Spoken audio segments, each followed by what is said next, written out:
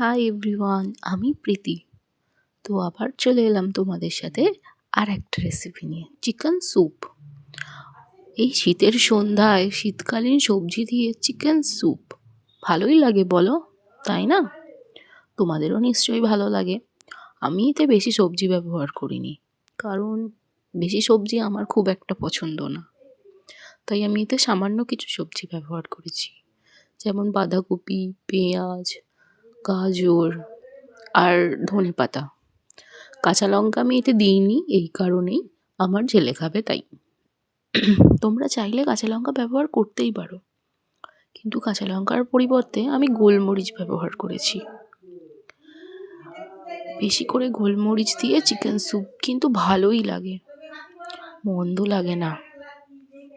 শুধু যে মোমোর সাথেই চিকেন স্যুপ বানায় এমনটা কিন্তু না, মোমো ছাড়াও কিন্তু স্যুপ খেতে ভালোই লাগে। আমি ওই মোমোর সাথেই যে চিকেন স্যুপটা বানাই সেটাই বানালাম আর কি আজকে। তাই ভাবলাম চলো তোমাদের সাথে একটু শেয়ার করি, আর মা ছেলে মিলে দুজনে খেয়ে নিই। আমি আবার মাঝে মাঝে ভাবি জানো, যে আমি কেন এত ভালো রান্না করি গাইজ। আমার বরটা আমাকে পেয়ে বেঁচে গেল, আমি এত ভালো ভালো রান্না করি বলে সে আজকে ভালো ভালো খাচ্ছে, তাই না?